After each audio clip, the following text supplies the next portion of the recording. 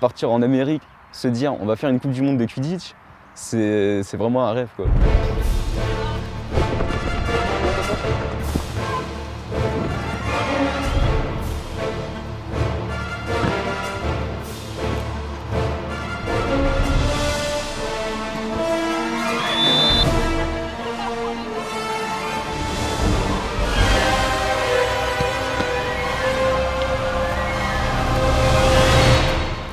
Le Quidditch, du coup, c'est un sport mixte des deux contacts. C'est un mix entre le rugby, le hand et la balle aux prisonniers. Du coup, on a besoin de crampons, d'un bandeau, du coup, forcément, pour différencier les couleurs. Par exemple, ça, c'est un bandeau de gardien.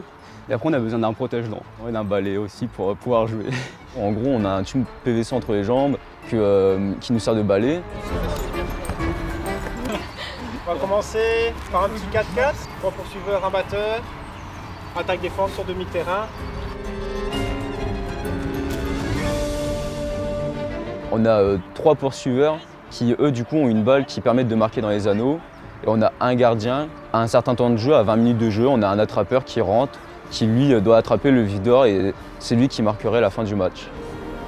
Okay, ready? Run!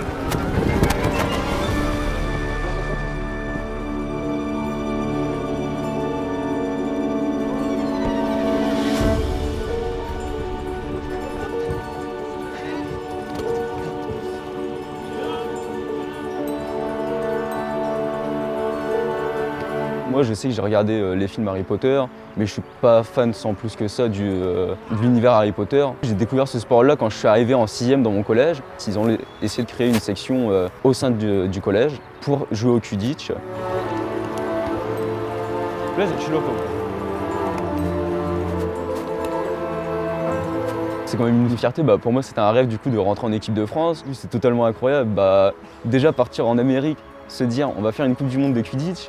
C'est vraiment un rêve, quoi. Ça montre que même si on est dans un petit club local, il y a quand même des personnes qui peuvent sortir du lot et du coup rentrer en équipe nationale et exporter les couleurs du club au niveau mondial.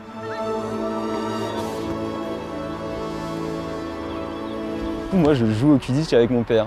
Mon père, il s'est dit pourquoi pas me prendre au jeu également. Puis au moins, ça lui permettait de faire une activité physique avec moi.